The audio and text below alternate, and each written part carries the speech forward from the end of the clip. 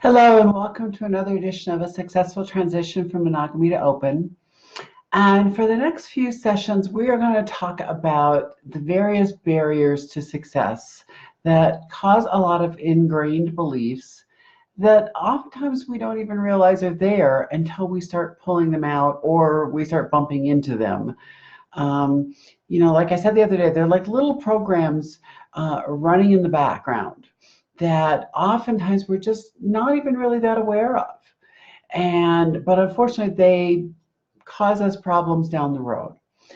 And there's a number of areas where we learn these different ingrained beliefs. And today we're going to talk about the first one, which is family.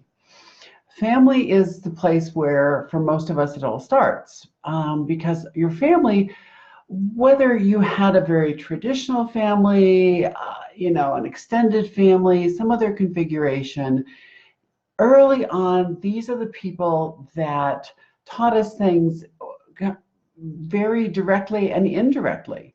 We learned from just watching people and watching the interactions and watching the dynamics going on and figuring out what was considered okay and what was not considered okay. And so these were very powerful messages that we learned at an age when we didn't really stop to think about what these messages meant.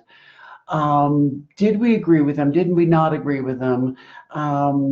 Did they make sense? Were they healthy messages? Were they dysfunctional messages? And pretty much in all families, we learned a little bit of both. We learned some messages that were healthy and some that were not.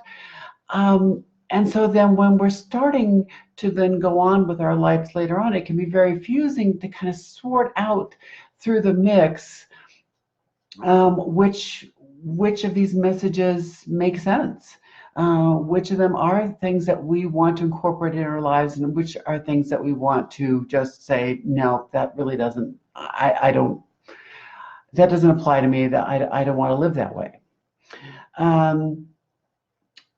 And most of the time, unfortunately, we don't really look back at what those messages were and try to re-examine them and figure out they're just running in the background. Like I said, they're just messages running in the background, and we really don't take the time to think about whether they work until we stumble across them.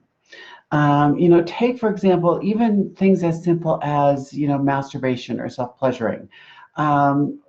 Was this something in your family that was acceptable? Was it deeply discouraged? Were people very upset about it if they caught you? And what most people don't realize is that all babies at some point in their lives masturbate.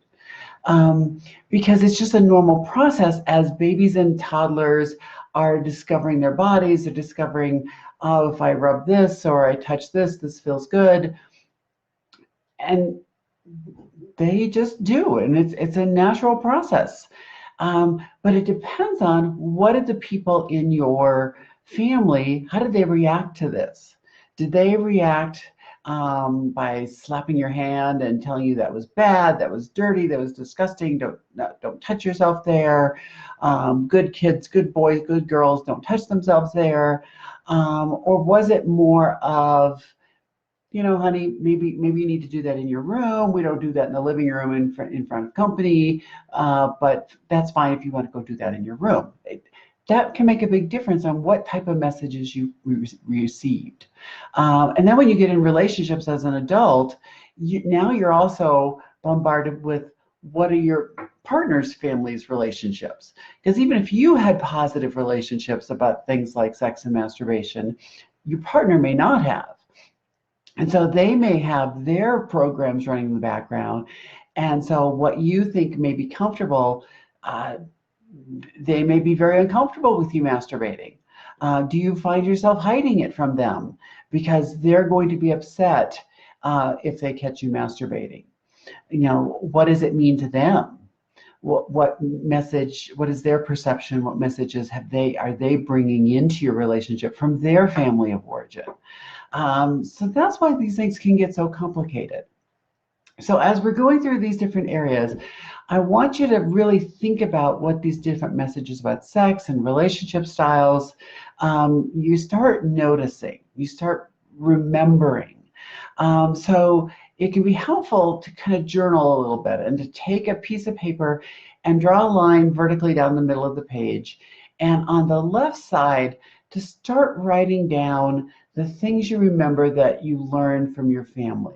Now, family, again, it isn't necessarily just your parents. It could be siblings, it could be aunts and uncles, it could be grandparents. It's that kind of greater, depending on how your family was structured, who were the people in your life early on who were teaching you these messages. And as you think of them, write them down on that left side of the page.